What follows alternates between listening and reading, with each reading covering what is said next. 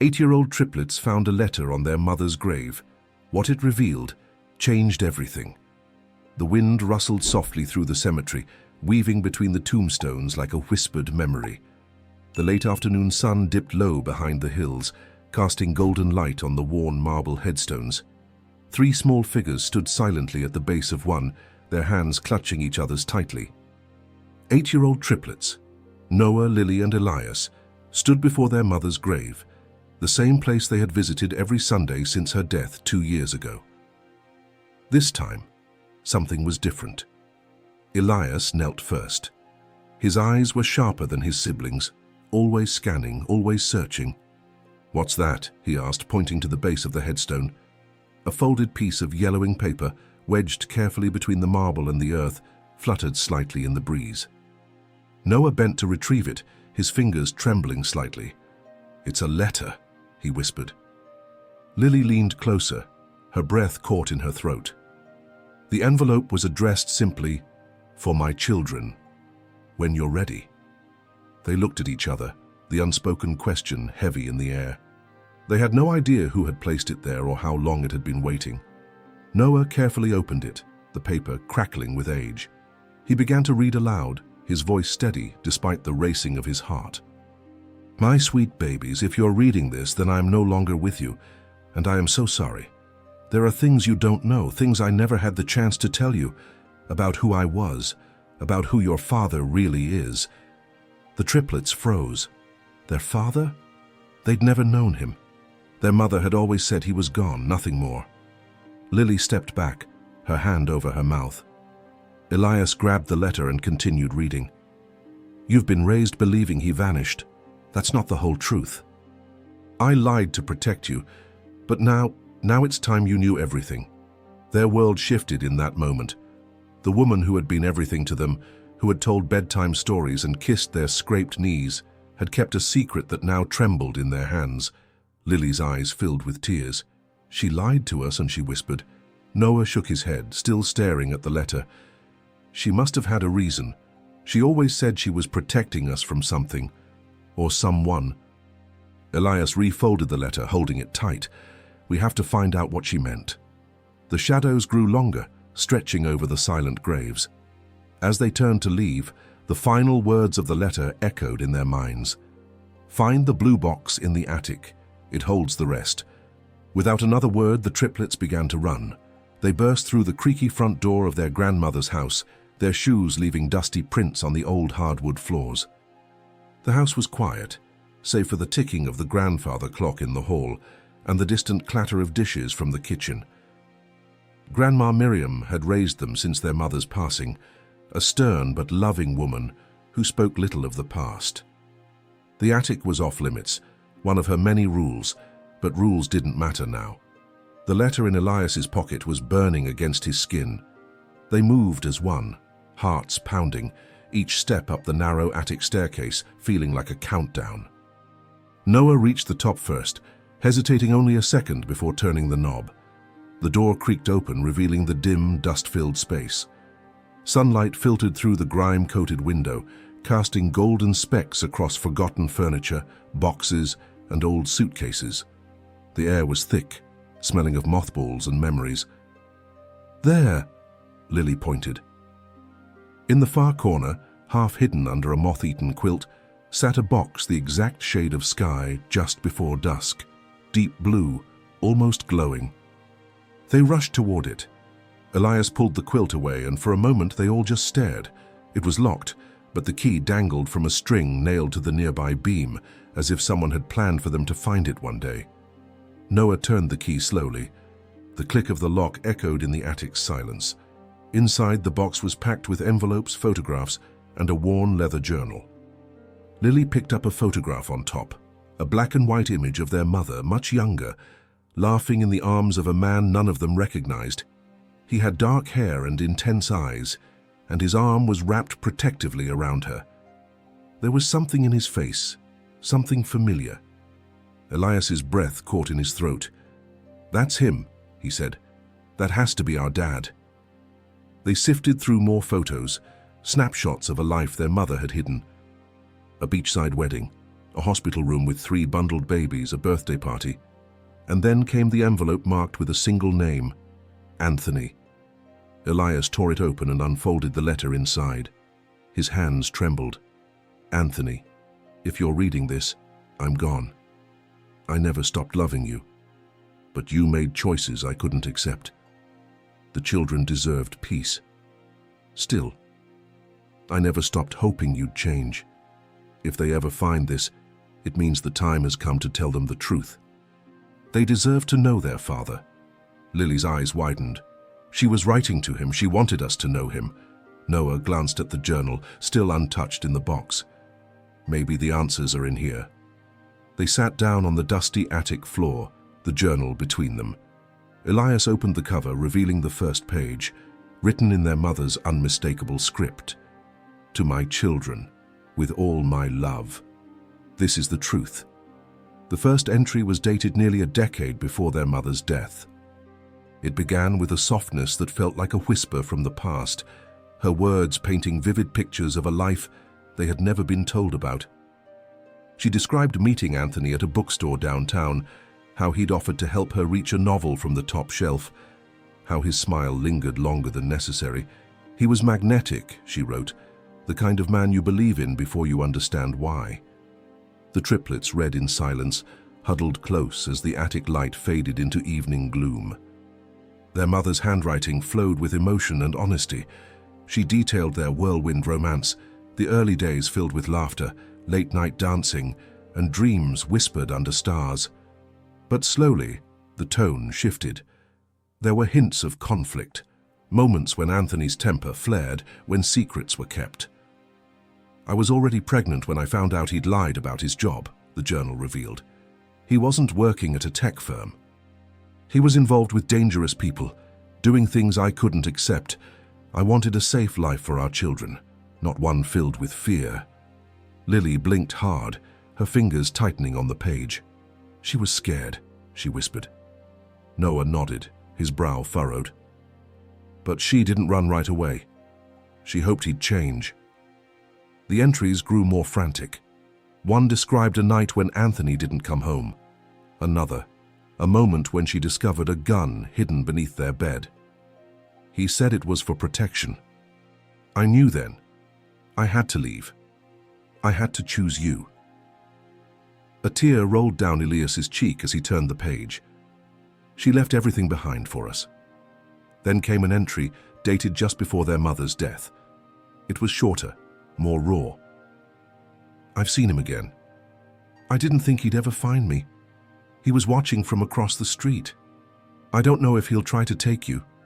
If he does, go to the cabin, the one he never knew about. It's where I hid the truth, and where you'll find safety. The cabin. Another secret, another breadcrumb in a trail their mother had laid years ago. They sat in silence, the journal resting between them like a fragile relic. The house groaned around them as the night deepened, then a sudden creak from below shattered the stillness. Kids? Grandma Miriam's voice drifted up the stairs. Why is the attic door open? Lily jumped, her heart pounding. What do we do? She whispered. Elias closed the journal gently. We have to tell her. She might know about the cabin. Footsteps approached. The attic door creaked wider and their grandmother's silhouette filled the doorway. Her eyes scanned the room, landing on the open box, the photographs, the journal. She froze. Where did you find that? Noah stood, the letter from the grave in his hand. Mom left it for us. Miriam's face went pale. Then it's time, she whispered. There's something I need to tell you about your father. Miriam stepped into the attic, her eyes fixed on the blue box like it was a ghost. Her hands trembled slightly as she lowered herself onto an old trunk near the children. I prayed this day would never come, she said softly, her voice lined with exhaustion and buried sorrow. But your mother, she always planned for it. The triplets watched her closely, their young faces etched with questions. Elias handed her the journal. Miriam only glanced at it before shaking her head. I don't need to read it, I lived it. She looked directly at Lily. Your mother was my daughter and the bravest soul I ever knew. When she met Anthony, I was wary. He had charm, yes, but there was something underneath, like a shadow that followed him. He came from wealth, power, and danger. His family had connections. Not the kind you invite to dinner, the kind that leave you looking over your shoulder. Noah's voice was barely a whisper. "Why didn't you ever tell us?" "Because she begged me not to," Miriam replied. "She wanted you to grow up without that fear, without the weight of who he was. She disappeared in the night with you three in her arms. I met her at the bus station, and from then on we pretended the past didn't exist." "But he found her again," Elias said. "She wrote about it. She was scared." Miriam's face tightened. "He never stopped looking. I warned her it was only a matter of time." That's why she made preparations. The cabin, yes, it's real, deep in the woods, away from the city. She built it with help from an old friend, a place she could retreat to if he ever came too close. Lily clutched the photo of their parents. "Do you know where it is?" "I do," Miriam said. "But getting there won't be easy. It's not on any map. It was meant to be hidden." Noah's voice was steady. "We need to go." Miriam studied them, really looked. They were young, but something in their eyes reminded her of her daughter. Strength, resolve. She nodded. "Then we'll go tomorrow at first light. Tonight, we rest. You'll need it." They left the attic quietly, the journal carefully wrapped and tucked beneath Lily's pillow. That night, none of them slept soundly. Dreams came in flashes, shouts in the dark, a shadow watching from across the street, their mother's voice calling from somewhere far away. As the sun rose, casting pale light through the curtains, the house stirred. Miriam was already downstairs, packing supplies into her old car, her movements purposeful. The triplets stood at the front door, backpacks slung over their shoulders, the weight of the truth pressing against their small frames. Elias looked back once, his eyes scanning the quiet house, the attic window above. Then he turned away. They were going to the cabin, to the place where their mother had hidden the rest of the truth.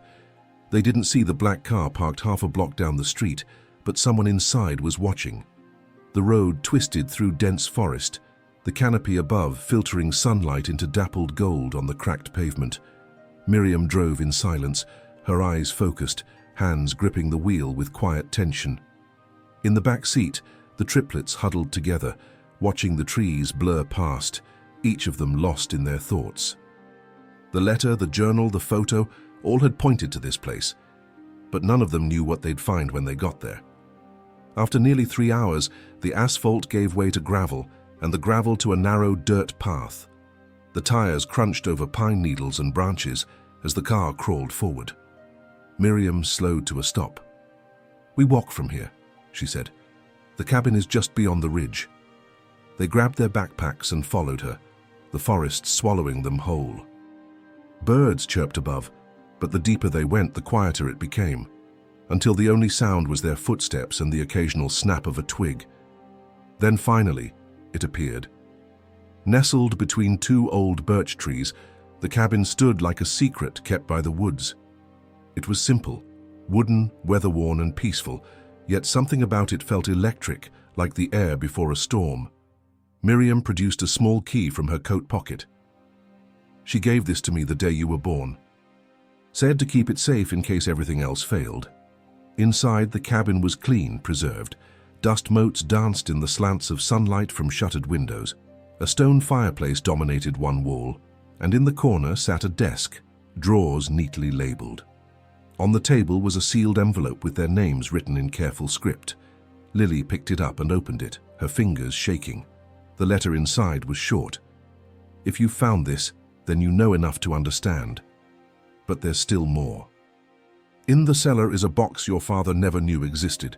Inside it are answers. But be careful. If Anthony is still looking, he won't stop. He never did." Mom. Elias opened the trapdoor in the floor, revealing a narrow staircase. The cellar was cold, lined with stone. In the center was a steel lockbox. Noah opened it slowly. Inside were documents, birth certificates, passports, court files, and a cassette tape. Lily held it up. "We need something to play this." Miriam nodded. "There's an old player upstairs. Your mother used to record everything." As they climbed back into the main room, a sharp knock echoed through the cabin. They froze. Another knock. Louder. Miriam moved to the window and peeked through the curtain. Her face went pale. A man stood at the edge of the clearing, dressed in black, sunglasses hiding his eyes, but she recognized him, and so did Elias. "It's him," he whispered. "It's our father." For a moment, no one breathed. The man at the edge of the clearing didn't move. He just stood there, still as a statue, like he was waiting. Miriam drew the curtain closed with trembling fingers. "We need to be smart," she whispered. "If he's found us, he won't be alone for long." Noah stepped back, his voice low. "What does he want?" "To see you," Miriam replied. "And maybe more. I don't trust him. Not after what your mother told me. But we can't panic. He hasn't tried to break in. That means he wants something." Elias stared at the door, his jaw clenched. "Maybe he wants to talk. We should—" "No," Miriam snapped, her voice sharper than they'd ever heard. She softened when she saw their startled faces. "No, sweetheart. You don't know what he's capable of." But Elias couldn't look away from the window. The shape of the man, the lines of his face, they stirred something deep, confusing and electric. "I just want to know why he left, why he scared her, why she had to run." Lily pulled the cassette from her pocket. "Then we listen first. We hear her side, all of it." They raced upstairs, found the tape recorder on a dusty shelf, and carefully placed the cassette inside. The whir of the reels filled the silence before their mother's voice broke through. Familiar, warm but heavy with something unspoken. "If you're hearing this, it means Anthony has found you. I'm sorry. I truly hoped this day would never come. But I want you to know, I never lied to hurt you. I lied to protect you." The tape clicked as she took a breath, then continued. "Your father wasn't always the man I fled from. I loved him deeply, and for a while he loved me too. But his world, it was built on threats and secrets. I thought I could live with it until I learned the truth. His business wasn't just dangerous, it was criminal. People were hurt, some disappeared, and when I asked questions, he started to change." Noah glanced at Miriam, who was silently weeping. "When I tried to leave, he threatened to take you, said the children were his and that I couldn't survive without him. I believed him, but I ran anyway. I ran to save you, and every day since, I've lived with the fear that he would find us. If he's there now, be careful. He doesn't always use force, sometimes he uses charm." The tape ended with static. The silence afterward felt heavier than words. Then, another knock, louder, closer. They rushed downstairs. This time the man stood directly at the porch. He reached into his coat slowly and pulled out a photograph. "I'm not here to hurt anyone," he called out. "I just want to talk to my children." Lily stepped forward before anyone could stop her and opened the door. The old door creaked open, revealing Anthony fully for the first time. He was taller than they had imagined, with graying temples and a face that wore its years like carved stone. He held the photograph in front of him, a worn image of their mother cradling the triplets as infants, her eyes full of joy and exhaustion. His gaze flicked to each of them in turn, pausing with something unreadable in his expression. Lily stood frozen. "Why are you here now?" Anthony didn't smile. "Because I've been searching for you for 8 years, and because your mother is gone. I didn't come to fight. I came for answers, and to make things right if I still can."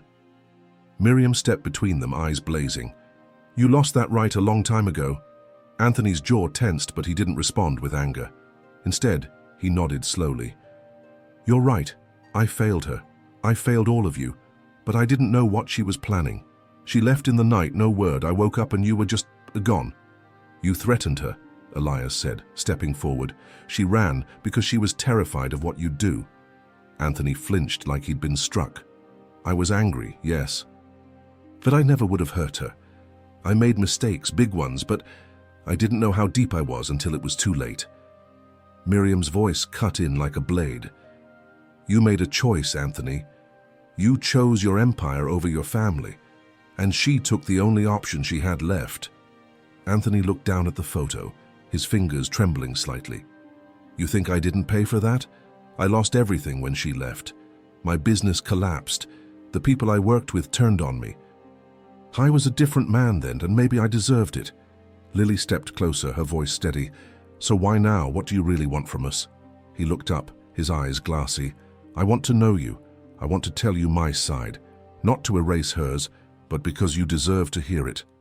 I've spent years chasing shadows, begging for forgiveness that might never come, but I have something for you. Something she left behind. You need to see it. Miriam frowned. What do you mean? Anthony reached into his coat again, slowly, and pulled out a small velvet pouch. Inside was a second cassette. This one was labeled in their mother's handwriting, "For Anthony, if you've changed." She sent this to a lawyer years ago, he explained. Told him to hold it unless I came looking and could prove I wasn't the man I used to be. He gave it to me 2 weeks ago. He held it out. Elias took it, stunned. She trusted someone else to decide if you were ready, Noah asked. Anthony nodded. She never wanted you to grow up with hate in your hearts, only truth. Lily clutched the cassette to her chest. Truth. It was all around them now. But it still felt like just the beginning. They sat in silence as Miriam slid the second cassette into the player. The triplets surrounded her on the worn couch, Anthony across the room, his posture rigid. The old recorder whirred to life, and then their mother's voice filled the room again. This time, different, softer, tired. Anthony, if you're hearing this, then somehow you found them.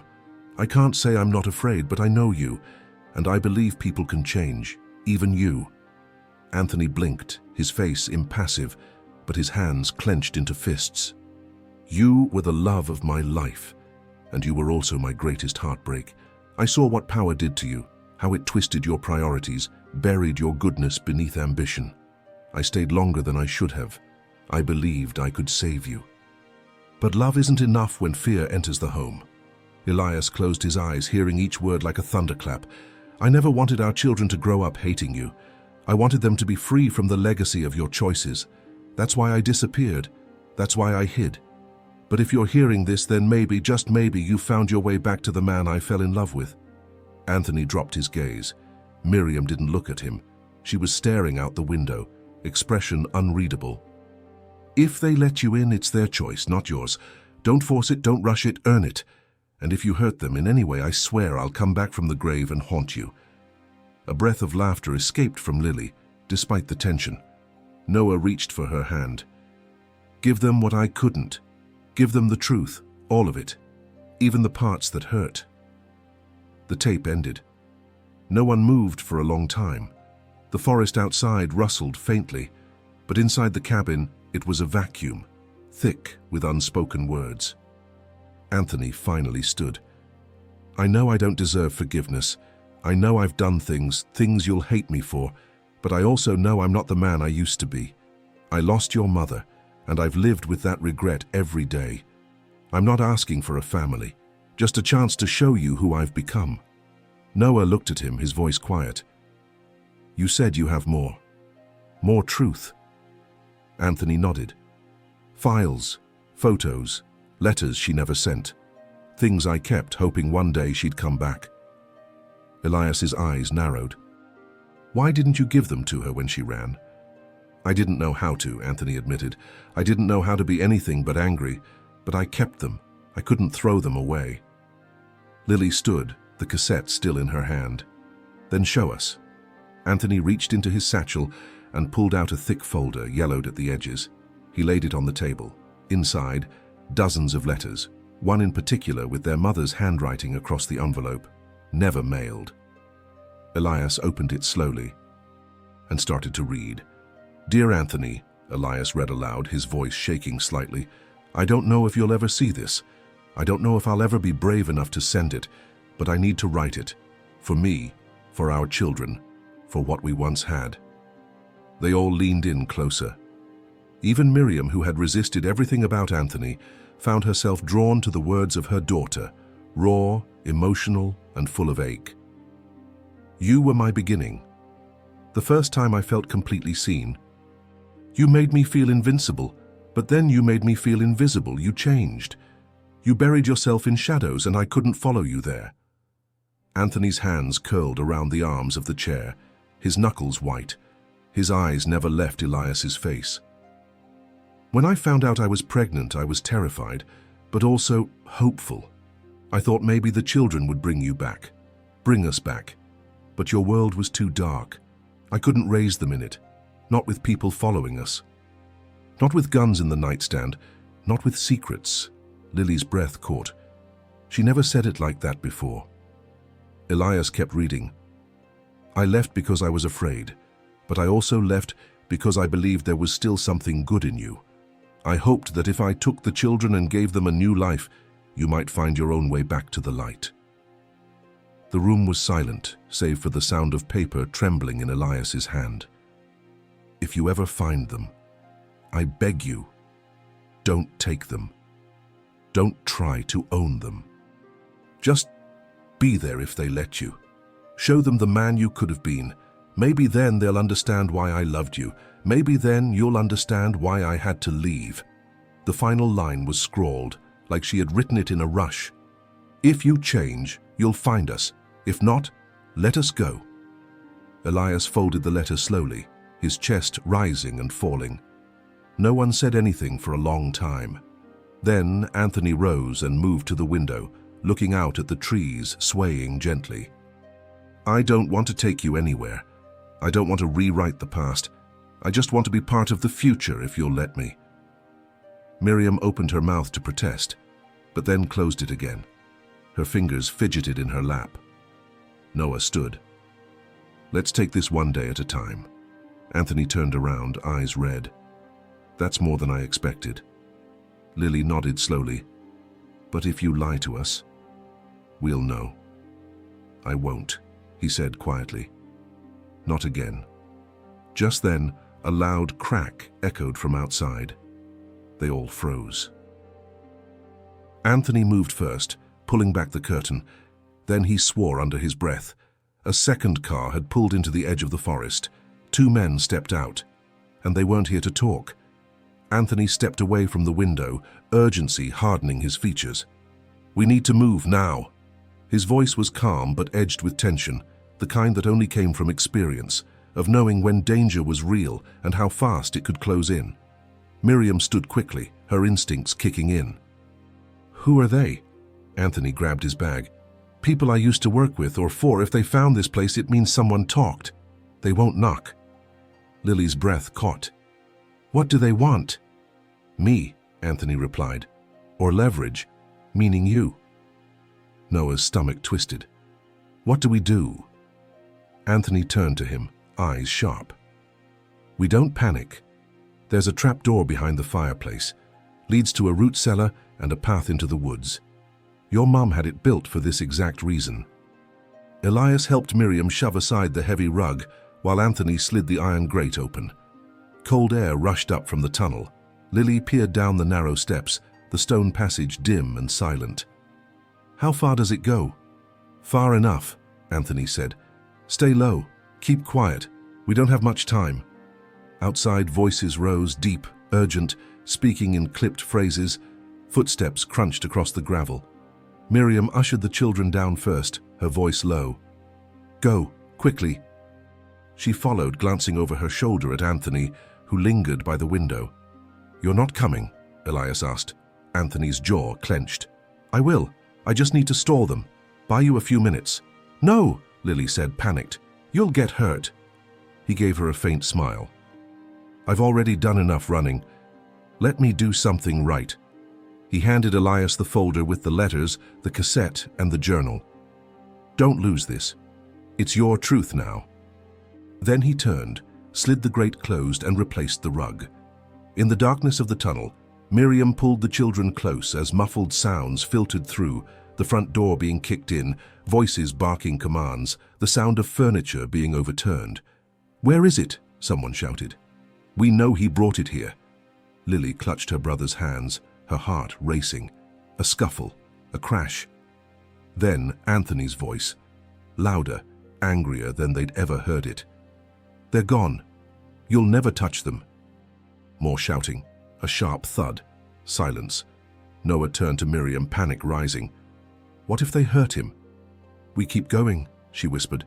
That's what your mother wanted. We survive. The tunnel curved and opened into the forest. Faint light seeped in through the trees. Elias helped Lily out first, then Noah. Miriam followed, her breath shaky. Behind them, the cabin stood quiet. Smoke began curling from a broken window. Anthony didn't appear, not yet. But somewhere in the distance, a siren wailed. And the triplets knew everything had changed again. The forest felt colder now, every branch a finger pointing them forward, every gust of wind a whisper of uncertainty. Miriam led the children through the trees with brisk urgency, eyes scanning the underbrush for signs of danger. They didn't speak. There was no need. The weight of what had just happened clung to their clothes like smoke. Behind them, the faint glow of the burning cabin flickered through the trees. Elias looked back once, just in time to see the flames licking at the roofline, black smoke curling into the overcast sky. He didn't see Anthony. He didn't hear anything except the crackle of fire and the wind in the leaves. "Do you think he's okay?" Lily asked softly, as they reached a clearing near an old service road. Miriam paused, catching her breath. "I don't know, but he bought us time. That means something." Noah clutched the folder tighter to his chest. "We still have this. We still have Mom's words, but it's not enough. We don't even know who those men were." Miriam turned to face them, her face drawn but steady. "We'll go to someone who might. Your mother's lawyer. She mentioned him in the journal, remember? Robert Keene. If he's still alive, he'll know what's going on." They followed the road for nearly an hour until they reached a ranger station, a small wooden building tucked beneath the mountains. Miriam convinced the ranger to let them use the phone. As she dialed, the triplets huddled together on a bench, their clothes damp with sweat and ash. She spoke quietly, then asked for a return call. When she hung up, her face was pale. "Robert's number is disconnected. No forwarding. It's like he vanished." "Maybe they got to him too," Elias said. "Maybe," she said, then looked out the window. "Or maybe he went underground like your mother did." That night, the ranger offered them blankets and a safe place to sleep in the office's back room. The triplets curled up together on a cot, the folder between them like a sacred object. Noah opened it again, thumbing through the documents. "There's one we missed," he whispered. It's a deed." Lily blinked. "A deed to what?" Elias leaned over his shoulder. "A storage unit registered in Mum's name, dated 8 years ago. The address was in a town 2 hours north, one they'd never heard mentioned before." "Do you think it's another hiding place?" Lily asked. "Only one way to find out," Noah said. They shared a long glance, hearts heavy with questions and the slow, dawning sense that their story wasn't anywhere near over. Outside, a police siren wailed down the highway, not coming for them. Not yet. But the storm wasn't finished. It had only shifted direction. The morning was gray and cold, clouds hanging low like a warning. Miriam borrowed the ranger's truck, an old dented Chevy, with a stiff clutch and a half-full tank. They loaded up quietly, their breath visible in the air, the folder of documents tucked safely inside Lily's backpack. As they drove north, the landscape changed. Mountains gave way to sprawling hills, and the town listed on the storage unit deed came into view, a sleepy, forgotten place with faded gas stations and shuttered storefronts. They passed a diner with a blinking open sign and a motel advertising color TV. Everything looked stuck in time, like it hadn't moved since their mother disappeared. The storage facility sat at the edge of town, ringed by a rusting chain-link fence. Rows of corrugated metal doors stretched into the distance. Miriam parked outside the main office and went inside. The kids waited, tension simmering. When she returned, she held a clipboard and a brass key. "It's still active. Paid up for the next 10 years. Elias raised an eyebrow. "She planned that far ahead." Miriam gave a tight nod. "Your mother was smart. She never left anything to chance." Unit 47 was near the back, surrounded by weeds and old tire tracks. The padlock clicked open under the key's twist, and the door groaned as it rolled upward. Dust billowed out, thick and dry. Inside, stacked boxes lined the walls, neatly labeled in black marker. They stepped in slowly, the air musty and cool. Noah opened the first box. Baby clothes, a hospital bracelet with 3 tiny names. Lily uncovered a box filled with photo albums and VHS tapes. Elias went to a wooden chest in the back corner and lifted the lid. His breath caught. Inside were stacks of cash wrapped in rubber bands. Miriam's eyes widened. She had an emergency fund. Lily pulled out one of the tapes. They're labeled. This one says, "Interview, Keen." She looked to Miriam. "Do you think this is her lawyer?" "There's a player in the corner," Elias said, already reaching for it. He plugged in the old TV and slipped the tape in. Static filled the screen before a grainy image appeared. A man in his 50s, balding, sitting at a desk. He looked into the camera, expression serious. "My name is Robert Keene. If you're watching this, it means Ella is gone, and the children have come seeking answers." The triplets leaned closer. "Ella asked me to document what I knew, to give them the truth she couldn't carry anymore. The man you know as your father, Anthony Rourke, isn't the whole story. He wasn't working alone. There were others, powerful people. People who saw your mother as a liability." Noah stiffened. "What does he mean?" Keene continued. "Ella stumbled on something. Documents, evidence, something big. And she took it. She hid it. That's why they wanted her gone. That's why they might come for you." The screen flickered, and then it went black. Silence blanketed the storage unit, heavier than before. The blank screen reflected the stunned faces of the triplets. Miriam stepped forward, pressing the eject button, as if more answers might fall out with the tape. None did. "What did she take?" Lily whispered. "What kind of evidence?" Miriam didn't answer right away.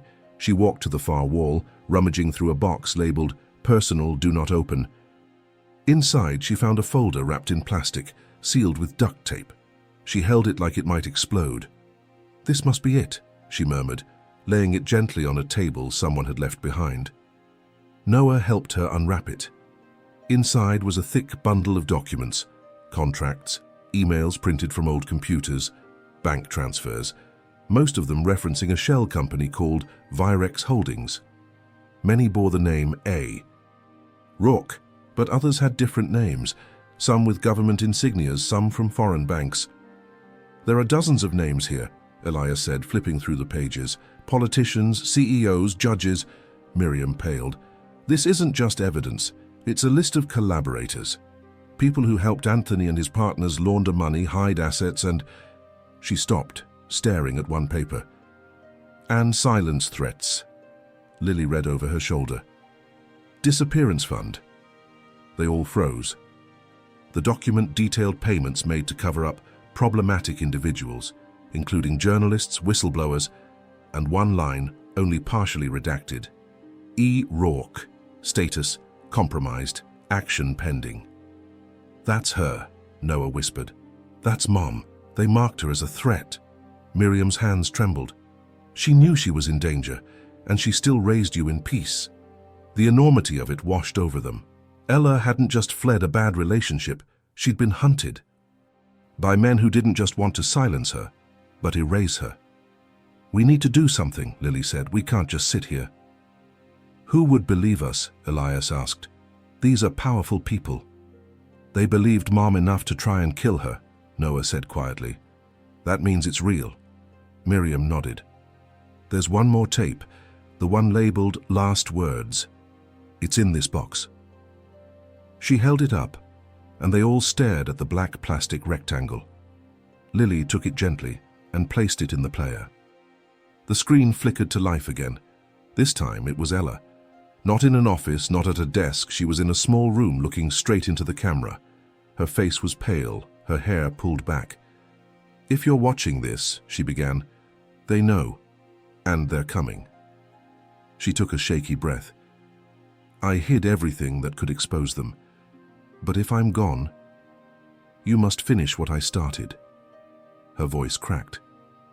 "Don't let my death be meaningless."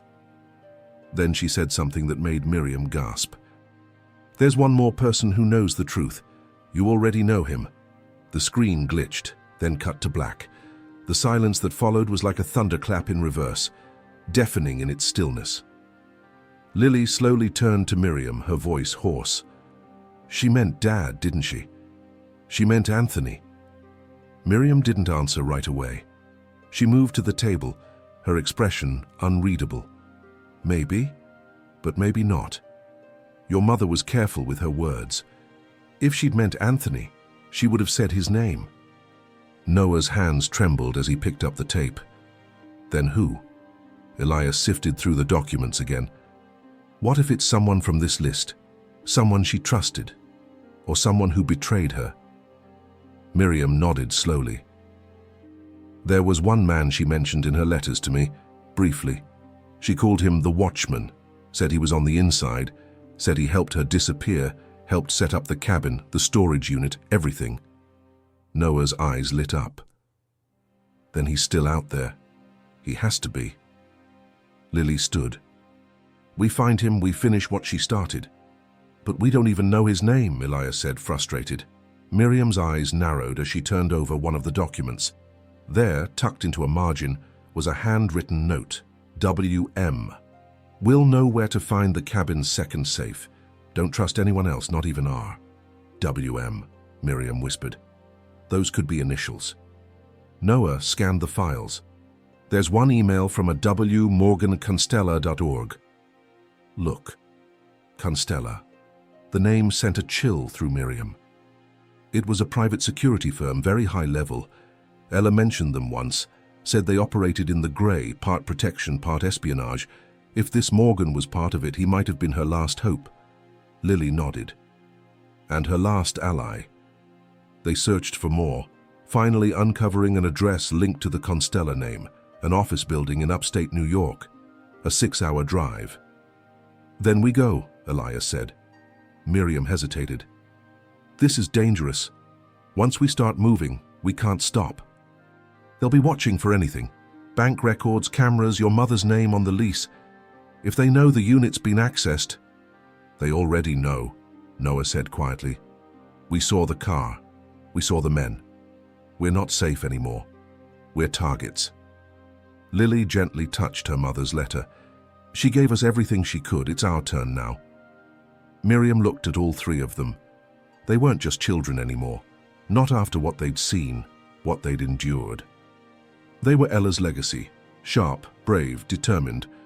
All right, she said. We leave tonight. No phones, no credit cards. We go off-grid. Outside, dusk settled over the hills. The town was still. But somewhere out there, someone was watching, waiting. And the triplets now carried more than truth. They carried a revolution their mother had started, and someone was still willing to kill to stop it.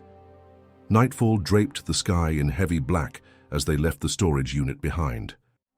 The truck's headlights sliced through the darkness, illuminating the winding road ahead. Miriam kept one hand steady on the wheel and one eye on the rearview mirror.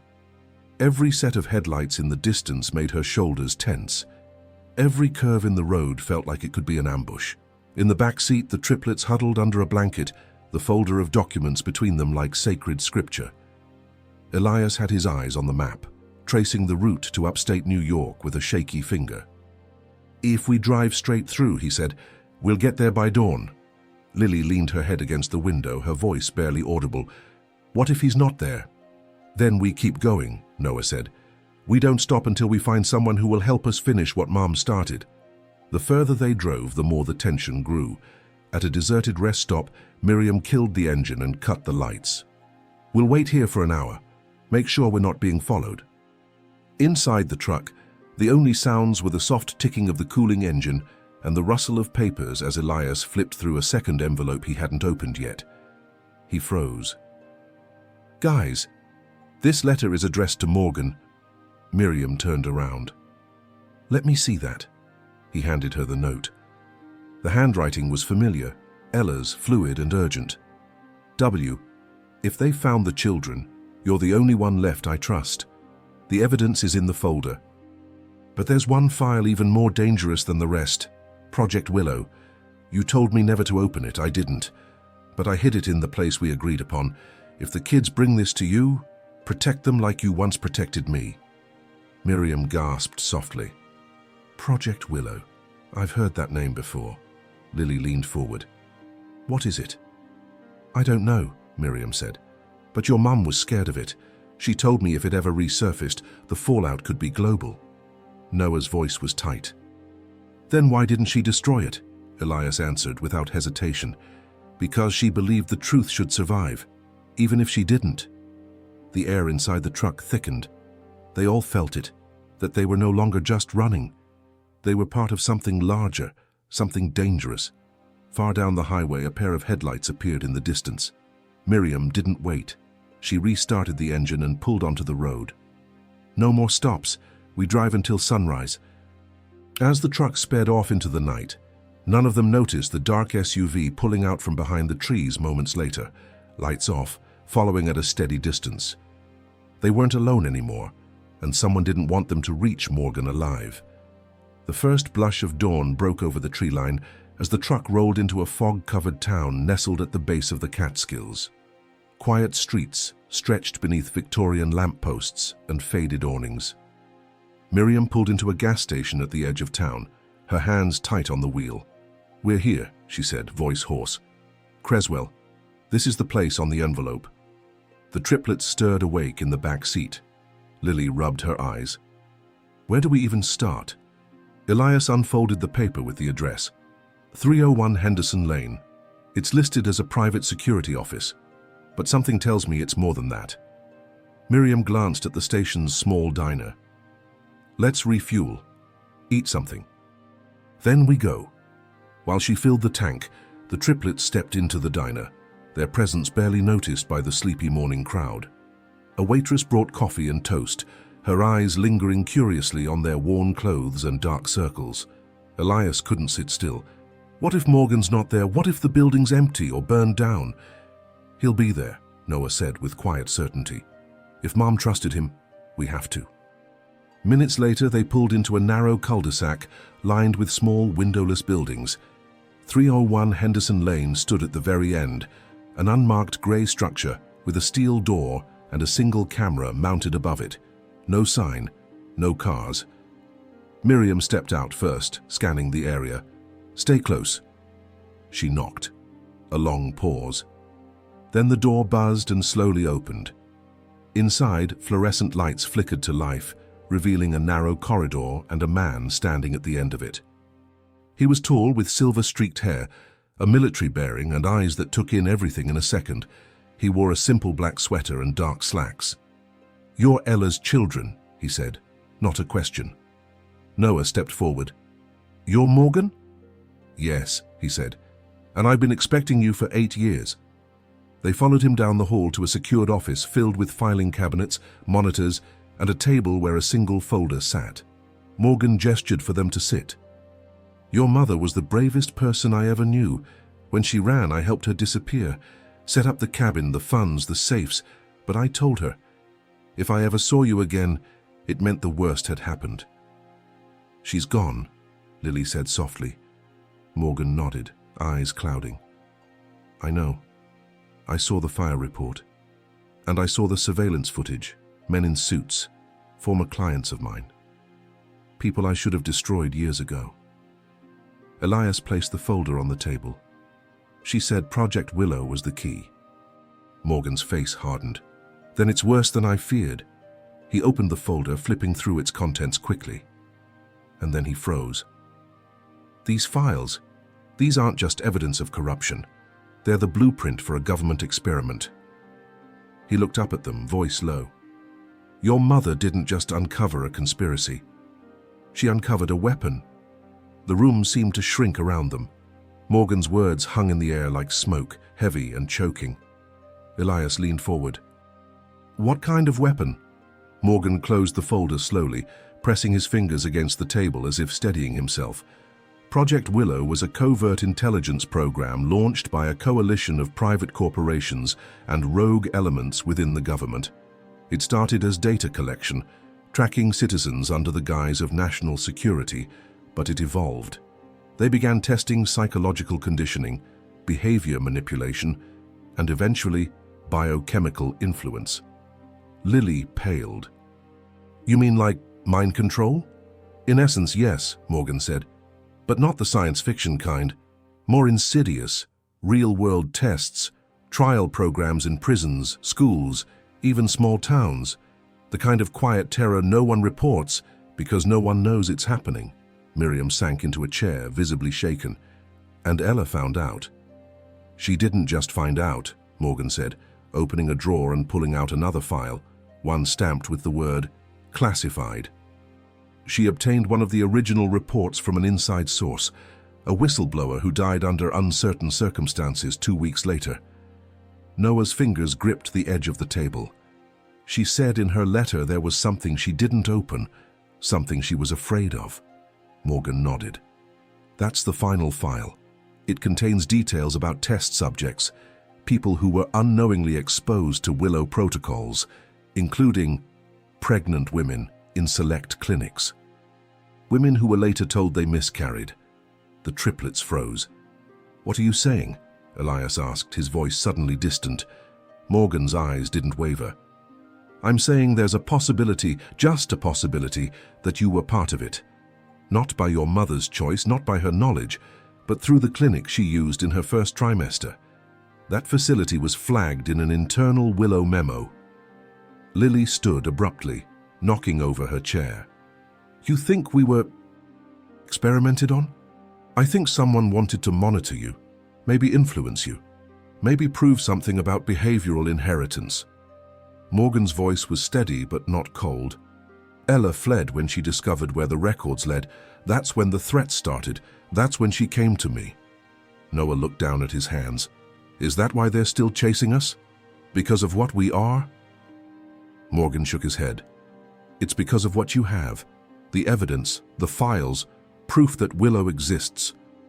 Proof that certain people in power aren't who they pretend to be. Miriam stood, her face pale. Can we expose them? Morgan hesitated. Yes, but not through normal channels. They own the courts, the media. We'd need an international platform, whistleblower protections. We'd need to move fast and disappear after. Elias met his gaze. Then let's do it. Let's finish what she started. Morgan nodded once, solemn. Then we begin tonight. But there's one more thing you need to see. He reached into a secure case and pulled out a small leather-bound journal. Ella's, the final one. And on the first page, written in her hand, if you're reading this, it means I never got to tell you the truth about your birth. Noah's fingers trembled as he opened the journal. The pages were worn but delicately preserved, as if Ella had poured each word into them like a final confession. The handwriting was unmistakable, her looping script, always elegant, now uneven with emotion. To my 3 miracles, it began. You were born into a world of danger, but also one of love. I wish I could have told you everything while I was alive, but some truths are too heavy to place on young shoulders, and some truths I was too afraid to face myself. Miriam leaned over the table, a hand pressed to her lips. Elias read aloud, his voice hushed. You know I ran from your father, but the story of your birth is more complicated than you've ever been told. I never planned on becoming a mother, not when the world I lived in was crumbling. But when I found out I was pregnant, something inside me shifted. I wanted to believe that I could raise you free, that I could undo the damage with love. Lily glanced at Morgan, then back to the journal. She was so scared, and still she chose us. Elias turned the page. I went to a clinic in Boston. It was anonymous, funded by a non-profit. They treated me kindly. But later I discovered the clinic had ties to Virex Holdings, the same company Anthony worked with. That was when I started to question everything, especially after they told me I was only carrying 1 child. The triplets froze. Noah blinked. 1? Miriam inhaled sharply, her eyes wide. Elias read on. They told me I lost 2 of the fetuses early in the pregnancy. They said 1 survived, and I clung to that. But when I went into labor, I delivered 3 perfectly healthy babies. No one at the hospital questioned it. They assumed I'd been misdiagnosed, but I knew something had happened at that clinic. Lily whispered, they lied to her. Maybe tried to separate us. Elias nodded. Or track us, experiment through us. Morgan stepped forward. This changes everything. If Virex altered your prenatal care, then they didn't just observe Project Willow, they applied it. Noah flipped to the next entry. The night I fled, I found a flash drive taped under the desk in my apartment. No name, just a note that said, "Watch carefully." It contained files on fetal development programs tied to Willow. I saw your names, not as children, as subjects. I knew then I couldn't trust anyone, not even Anthony. That's why I ran. Elias's hands clenched into fists. She gave up everything to protect us from becoming science experiments. Morgan spoke carefully. If these files exist and we can retrieve them, they could destroy Virex, expose the whole web. But the drive's gone, Miriam said. The apartment, it's long gone. Morgan looked at the journal. Unless she hid it. Elias turned to the final page Ella had written, and there a simple line. What I couldn't say I buried beneath the tree that never dies. Miriam's voice cracked. She meant the weeping elm. Lily looked up. The one in the park by our old house. That tree's older than the town, Noah said, eyes wide. We carved our names in it. Morgan nodded slowly. Then that's where we go. But no one noticed the red dot blinking silently on the corner monitor. Someone was watching. They left just after sundown, slipping through the back alley of Morgan's building to avoid the main road. Miriam drove, her grip tight, her eyes flicking to the rear-view mirror every few seconds. The triplets sat in the back seat, the journal clutched between them, its final words etched into their minds like prophecy. Beneath the tree that never dies. The town where the weeping elm stood was 2 hours south, nestled between forgotten hills and long-abandoned rail tracks. It was the place Ella had brought them during the rare moments of safety, the place where childhood memories still shimmered. Popsicle-stained summer afternoons, chalk drawings on sidewalks, the sound of their mother's laughter echoing through leaves. Now it felt like holy ground. The park was deserted when they arrived. Streetlights buzzed overhead. The old swing set creaked in the wind. The weeping elm stood in the middle of the park like a sentinel, its long silver branches trailing toward the earth. It hadn't changed. Lily walked ahead of them, breath visible in the chill. She called it the tree that never dies, she whispered. Said it had roots so deep nothing could ever move it. Elias knelt at the base of the trunk, running his fingers along the bark. There, he said, feel this. It's hollowed behind the knot. Morgan joined him with a small flashlight. Together they pulled away a clump of dirt, revealing a rusted tin box wrapped in plastic. Noah carefully lifted it out, heart hammering. Inside was a flash drive, black, unmarked. Morgan held it with reverence. This is it, her final insurance. They made their way back to the truck in silence, the weight of what they carried pressing on them all. As Miriam pulled away from the curb, Morgan connected the drive to his secure laptop. His face hardened almost immediately. It's encrypted, he said, and the encryption isn't simple. It's layered with a biometric lock. What does that mean? Lily asked. It means it can only be opened by a specific fingerprint or retina scan. Mom's? Elias asked. Morgan hesitated. No, it's not hers. He rotated the screen to show the embedded ID string. It read NRORC.0A. Noah stared, stunned. That's me. The truck jolted slightly as Miriam swerved. What? Morgan's fingers flew over the keyboard. She encoded the drive to your fingerprint, Noah. It must have been intentional, probably done before you could walk. She made you the key. Noah stared at his hand, suddenly aware of every line, every ridge. Elias looked up. That means we have the key and the lock. We can finally open it. Then let's do it, Lily said, her voice fierce. Now. But before Morgan could respond, his laptop beeped sharply, screen flashing red, signal breached, trace detected. They're coming. Morgan snapped the laptop shut. We need to move, they've triangulated us. Miriam turned the wheel hard. Where do we go? Morgan looked ahead, voice deadly calm. To a place where they can't follow.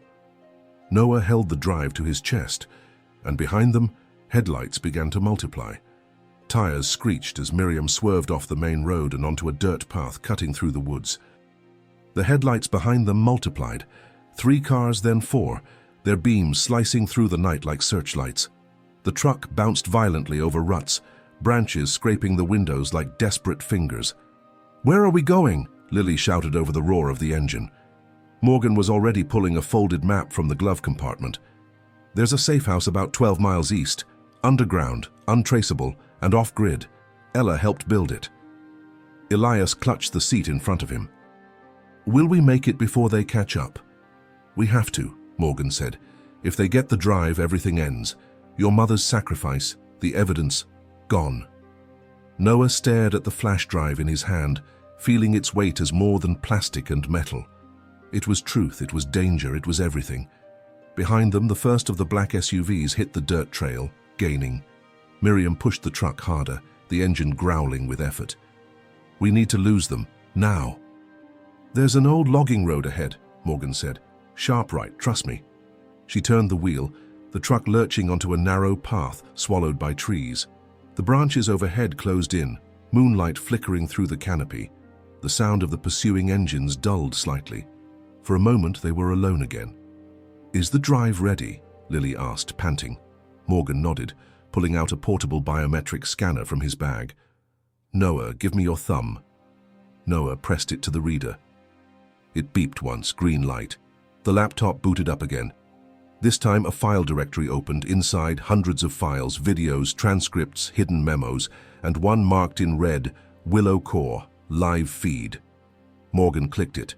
A window opened, a lab, surveillance footage, time-stamped just days ago, children in hospital gowns, machines humming, technicians monitoring charts behind mirrored glass. Miriam gasped. "Oh my God!" Lily's hand flew to her mouth. "It's still happening." Morgan stared at the screen. It never stopped. They just got better at hiding it. Elias's voice shook. "We need to leak this, now." Morgan looked at them, urgency burning in his eyes.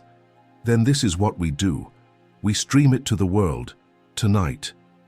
We use the satellite channel Ella embedded in the drive. I can do it from the safe house, but once it's out, there's no going back." Noah held the drive tighter. "Good." Just then, a deafening crash behind them. A pursuing SUV clipped a tree and flipped, fire bursting into the darkness. The others didn't stop. "Hold on," Miriam yelled. The road ahead forked. Morgan shouted, "Left!" The truck skidded, then shot forward down a narrow slope. And at the bottom, built into the side of a rock wall, was a metal door half hidden by vines and stone. Miriam hit the brakes. Morgan jumped out and ran to it, typing a code into a panel. The door groaned open. "Inside now!" The triplets scrambled out, darting into the dark corridor. Morgan followed, sealing the door behind them just as headlights appeared above. Inside, the air was cold and still, and somewhere deep in the tunnels beneath the earth, the truth waited to be released. Okay. The safe house was a relic from a forgotten war. Corrugated steel walls, concrete floors, and generator-powered lights that hummed like an old hymn. The moment the door sealed behind them, it felt like they'd dropped out of the world. The triplets stood in the dim hallway, catching their breath, the adrenaline still thudding in their ears. Morgan led the way through a narrow corridor that opened into a central chamber. It was a tech hub buried in silence. Monitors, a satellite uplink, signal scramblers, and a reinforced workstation set into the concrete. Dust coated everything, but it all roared to life when Morgan threw the main breaker. "This is where Ella and I planned the contingency," he said, already unzipping his gear and pulling out the flash drive. "If anything happened to her, if Willow resurfaced, this was where the truth would be born." Elias looked around, awed. "She built a broadcast station, like underground." "She knew the power of visibility," Morgan replied. "As long as the truth lives in the dark, they win." He plugged the flash drive into the system. A set of encrypted files began to decrypt, lines of code running like falling rain. "We'll live stream it to the mirror nodes she set up, servers scattered across the world. Once it's out, it can't be erased." Lily hovered beside him. Will people believe it? Morgan didn't look up. They won't have a choice. This isn't speculation. It's surveillance, admissions, financials, everything. She got it all. Noah watched the screens as the decrypted feed displayed lab footage, time-stamped experiments, biometric data, internal memos. One file caught his eye. Rorke subjects, cognitive divergence. He opened it. Inside were detailed logs of them. Test batch 0A, triplet group Rorke, emotional suppression resistance, high. Manipulative suggestion, failed. Subject retention probability, low. Noah's heart pounded. They were studying how much we could resist being controlled. Elias stared at the screen, and they failed because of her.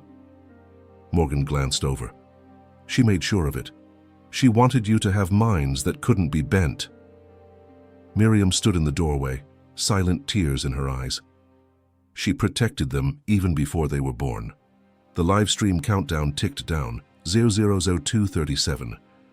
Morgan turned to them. Once we hit broadcast, we have 20 minutes before the signal triangulates. Then they'll come, hard.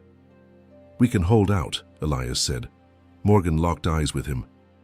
I know. They moved into position. Noah took the main chair beside Morgan. Lily manned the emergency relay. Elias stood near the entry tunnel, walkie in hand. The timer ticked down, 00102. Then the screens flickered. Morgan's eyes narrowed. We're being pinged, Lily gasped. They found the signal? No, Morgan said. They found us. Static cut through the monitor. Then a face appeared. It was Anthony, bloodied, breathing hard.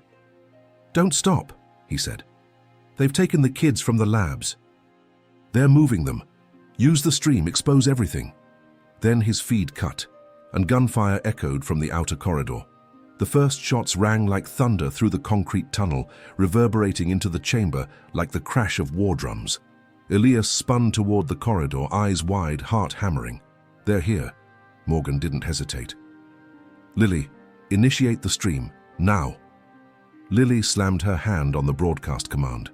The system roared to life. All the monitors flared as video files, voice recordings, and documents began streaming out through the satellite uplink, bouncing from node to node like lightning striking across the world. Uploading to Public Mirror. 1, 2, 3.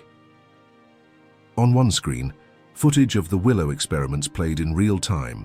On another, a list of names, officials, CEOs, judges, flashed like a wall of shame. It was all happening. The truth was being unleashed, but so was the storm. Elias grabbed the emergency door lever and sealed the inner tunnel. That'll slow them down, not stop them. Miriam stood near the emergency evacuation panel, clutching a flare gun. Her hands were shaking. There's a second way out, behind the old storage room, but we have to hold them long enough for the upload to finish. Morgan handed Noah a second transmitter. Keep this safe. If we fall, you get to the surface and send the last packet. Understood? Noah nodded, jaw set. More gunfire. This time closer. Concrete dust rained from the ceiling. Lily pulled up the signal stats. We're at 63%. Morgan turned to her. Keep it going, no matter what. Then the main steel door trembled with impact. They were trying to break through. Elias braced himself at the corridor entrance, gripping a crowbar. They won't take it from us. The next moment was chaos. A flashbang detonated in the corridor, lighting the concrete tunnel with white fire. The sealed door held for now, but Morgan knew it was only a matter of seconds. He crossed to a wall panel and flipped a hidden switch. A siren began to wail, a deterrent frequency Ella had installed to disorient any incoming threat. Lily's eyes lit up. It's slowing their signal jammer. Exactly, Morgan said. Gives us time. On the monitors, people were beginning to react. Live stream comments flooded in from around the globe. Journalists, civilians, even foreign agencies were pinging the servers. People were watching. The truth was out. 84%, Lily shouted. We're almost there. Then, Boom! The steel door buckled. Miriam turned to Morgan. "Go! Get them out through the escape tunnel." Morgan hesitated. "I'll hold them," she said, lifting the flare gun. It's what she would have done. Morgan stared at her, something unspoken passing between them. Then he turned to the children. "This way." Noah grabbed the flash drive. Elias helped Lily to her feet. As the blast door cracked open behind them, they ran toward the back wall, Morgan leading the way, just as the upload hit 99%. And a final file unlocked with a quiet chime, a message from Ella. "If you're watching this, it means we won. But remember, truth is only powerful when it's protected." Then the lights flickered, and the door gave way. The safe house shuddered as the steel door collapsed inward, sending echoes like cannon fire through the underground chambers. Dust exploded into the air. Black-clad figures flooded in, weapons raised, eyes covered behind mirrored visors. But the room they entered was empty. The triplets, Morgan, and the last of Ella's mission had vanished. Through the narrow tunnel behind the storage room, they ran, ducking under hanging cables, scrambling over broken concrete, lit only by the flickering glow of emergency lights. The floor trembled behind them with every footfall of their pursuers. Noah clutched the flash drive to his chest like it was his own heart.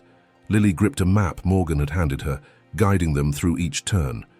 Elias brought up the rear, watching every shadow with sharp eyes. "They'll follow," Morgan panted. "They always do?" Miriam's voice still echoed in Noah's ears. Her last words, her sacrifice. "She bought us time," he said. "We won't waste it." The tunnel forked ahead. One path sloped upward toward a forest exit. The other dipped deeper into earth. Morgan stopped. "We split. You three go up. I'll go down and lead them off." Lily shook her head. "No. We stay together." "You have to finish the stream," Morgan said firmly. "You've almost done it, but the final node needs a manual release. Use the transmitter. It's synced to a satellite. Find high ground. Send the last file." Elias gritted his teeth. "We'll find a way." They clasped Morgan's hand one by one. He looked into their eyes with something like awe. "She was right about you." Then he turned and vanished into the dark. The triplets climbed, lungs burning, muscles screaming, until the tunnel gave way to a grate buried under leaves and rocks. Elias kicked it open and helped Lily and Noah climb out into the night. They were in the forest, high on a ridge. Below them, in the distance, the town shimmered with light, and just beyond, the glowing signal towers of a communication hub. Noah looked at the transmitter, blinking green. "We're close." Lily scanned the horizon. "If we get to that tower, we can send the final pulse." They ran, leaves crunching underfoot, the trees rushing past like ghosts. Down in the tunnel, Morgan waited, listening. The soldiers found him seconds later. He raised his hands. "Too late," he said calmly. In the forest, the triplets reached the tower. It was old but intact. There was a ladder welded to its base. Elias began to climb. Behind them, a helicopter's rotors beat the air, spotlights sweeping the trees. Lily handed Noah the transmitter. "Send it." He plugged it into the panel near the base of the tower, synced it to the signal. Initiating final transfer. The signal pinged. The last file, Project Willow, confirmed human testing footage, began to upload. They were exposed. The truth was now unstoppable, but the roar of the helicopter was closing in. The helicopter crested the ridge like a vulture circling its prey, its searchlights slicing through the forest canopy, locking onto the metal tower. The wind from the blades howled through the trees as Noah held the transmitter tightly against the panel, watching the final upload bar inch forward. 91%, 92%. Elias was halfway up the tower, eyes on the blinking satellite dish above. "Just a few more feet," he shouted, voice lost in the storm of wind and steel. Lily crouched beside Noah, shielding the transmitter with her body. "We're out of time." The helicopter's side door slid open. A soldier stepped forward, raising his weapon. Noah's breath caught, until a sudden burst of light exploded from the woods. A flare shot upward, blinding the pilot, spinning the aircraft off target. It veered, staggered, then lifted higher, retreating to reposition. Another flare. Then another. From the trees, shapes emerged. Figures in civilian gear, eyes fierce, weapons drawn. A rogue cell, survivors of Ella's network. People Morgan had warned might still be out there, watching, waiting for a sign. "We got your signal," one of them shouted. "Finish the upload." Noah turned back to the transmitter. 95%. 96%. On the tower, Elias reached the top. He connected the satellite override, heart racing, fingers slick with sweat. Below, Lily scanned the woods. "They're coming." Through the trees, more dark figures approached, armed, silent, fast. The rogue allies opened fire, returning the fight Ella had started years before. 98%. A bullet struck the panel beside Noah, sparking. He didn't flinch. 99%. Then, upload complete. The panel beeped, a burst of static. Then, the world changed. On every mirror node across the internet, Project Willow's files spilled open. Screens worldwide were filled with images of hidden labs, shadow experiments, classified documents, and confessionals from those too terrified to speak before. Whistleblowers, victims, scientists. Ella's voice echoed on the stream's final video. "This is the truth. They will deny it. They will bury it. But you've seen it now. And that means it lives." Lily gasped, tears streaming down her face. Elias climbed down, landing hard beside them. "We did it," he said. Noah smiled faintly. "She did it." "We just lit the fuse." Behind them, the battle still raged. One rogue soldier fell, another shouted, "Get them out! We'll hold the line!" Elias grabbed Lily's hand. Noah followed, the transmitter still warm in his grip. As they fled back into the forest, the helicopter retreated, its operators already watching the internet collapse into chaos. Across the world, names were being named. Secrets were no longer secrets. And in that moment, running through the trees, the triplets knew something had changed forever. Not just the world, but themselves. Dawn broke over the eastern ridge in a smear of gold and pale fire, stretching across the sky like hope uncoiling. The triplets emerged from the forest's edge, bruised, breathless, but alive. In the distance, the sound of gunfire faded, replaced by birdsong and the soft rustle of wind through trees. The transmitter still blinked in Noah's hand, silent now, its mission complete. They collapsed in a clearing beside a river, too exhausted to speak at first. The sun warmed their faces, and for the first time in what felt like years, the world was quiet. Elias looked up at the sky. "Do you think she saw it, wherever she is?" Lily smiled faintly, eyes full. "She saw it. She never stopped seeing us." Noah sat with his knees pulled to his chest, staring at the horizon. The world knows now. The names, the places, everything. They can't bury it again. Elias pulled out the final pages of Ella's journal, which he'd tucked inside his jacket. He opened to the last entry. "If my children finish this, then everything I did was worth it. And to them, I say this: you were never a mistake. You were my rebellion, my resistance, my hope. They tried to define you before you were born, but you wrote your own story. And I've never been more proud." Miriam appeared behind them, stepping through the trees with blood on her sleeve and tears in her eyes. "They let me go," she whispered. "Your father, Morgan. They stayed behind. They made sure I got to you." Lily ran to her, and they embraced, the kind of hug that healed things deeper than wounds. "They're not done coming for us," Elias said. "You know that," Miriam nodded. "Then we don't stop moving. We find others. We protect the truth." Noah stood, holding the flash drive high. "Not just protect it," he said. "We build something with it." They walked together along the riverbank, the future uncertain but finally theirs to shape. Already, phones across the globe buzzed with outrage. News anchors stumbled through breaking reports. Protests formed. Names were arrested. Lives were changed. Project Willow had fallen. But the story wasn't over. At the edge of the world, in a place where 3 children had found courage in the shadow of their mother's ghost, something new began. A legacy. A reckoning. and the unshakable truth that no matter how deeply secrets are buried, they always rise.